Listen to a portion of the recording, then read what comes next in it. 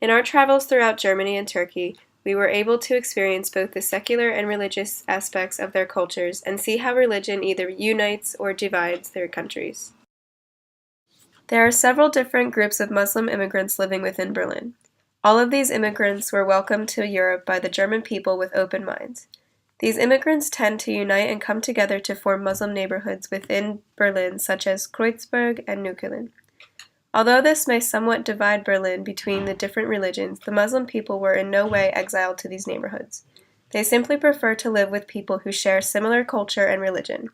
Since Germany is not traditionally a Muslim country, there are not many elaborate or ancient mosques. It is common to see secular buildings converted into improvised mosques. The first group of Muslim immigrants came to Germany from Turkey after the end of World War II to fill labor shortages, and the Bosnian Muslims immigrated to Germany after civil war broke out in their country.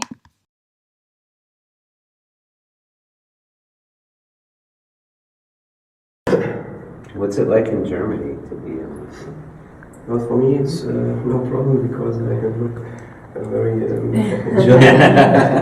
But for some girls that wear these scarves and so on, it's a little bit difficult in the last years because there's a lot of problems and so on in the Muslim world and media and so on. And I know my sister also wears a scarf, and when we are in the subway or walking on the street, there are always people that are looking at her and so on.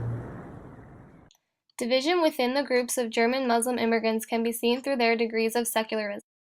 The Bosnian Muslims are more secular in the way they dress in comparison to the Turkish Muslims living in Berlin, because they consider themselves more European. The Turkish immigrants tend to expose less skin and wear the hijab more frequently because they want to relate to their traditional Turkish homeland and culture. So, in the Bosnian community, do all women wear the hijab, or? It's not that much. Our tradition is so that the older women wear hijab and the younger women not, because we are a European community, and it's not that much young woman wears hijab. In our community, I don't know, 10 young women. It's not that much. Religion is unique because it can unite and divide a country simultaneously. When the Muslim immigrants came to Germany after World War II, the natives did not let this divide their country. Instead, they embraced the Muslim people and accepted their religion. Later on, when Germany was divided, religion was able to unite both sides and be the driving force behind the revolution. Gethsemane Church, located east of the Berlin Wall, was one of the key sites for the East German Revolution in 1989. It was a center of information, resistance, and revolution for the democratic society of West Germany. Thousands of people gathered every day to protest the Berlin Wall. They burned candles outside the church and became a symbol of peaceful resistance in East Berlin. The members of Gethsemane Church attracted the media's attention, which allowed all of West Germany to become aware of the situation and rally together to stand up against the communists in East Germany.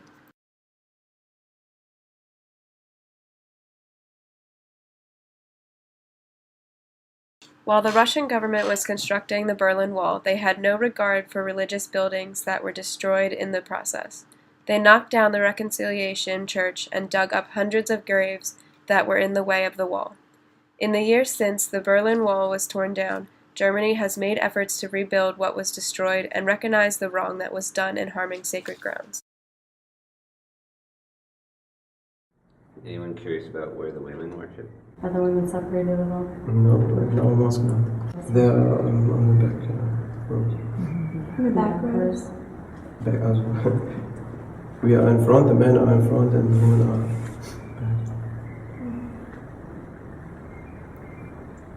In other mosques, for example, in most of the Arabian mosques, it's separated. But we are a little bit more open. So they'll be part of, in Turkey or in Arabia with their bigger mosques, there's part of the mosque that's for men only and part that's for women. In the past 100 years, Turkey has constantly been battling to find the balance between secularism and religion. From our guest speaker, Aisha, we learned that when Ataturk came to power in 1923, he forced secularism on Turkey. He wanted to make women visible in society and founded schools to educate the Turkish women. The act of allowing women on the streets was a representation of a modern republic. He banned the women from wearing headscarves because it was too closely related to the Islamic religion.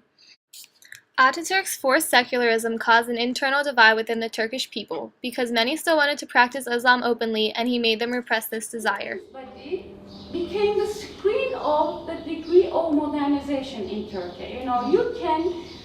You can grade Turkish modernization. They were thinking you can grade any modernization, looking at the women's appearance on the street. Wow. Yeah. Every time we see an image of a woman, a Turkish woman, the politicians like Ataturk are saying, look at our women, because this is how you can tell if we're for the West, secular, or if we're backwards for the East, Muslim, right? Yeah. And so every time there's an image of a woman, everything is about this battle between Women secular and religion, Islam. It is forward coming. and backwards. So the religion issue, as a matter of struggle, became very important in the architecture of Turkish state. I describe it as an oppressive secularism. Yeah. Secularism is a philosophical choice.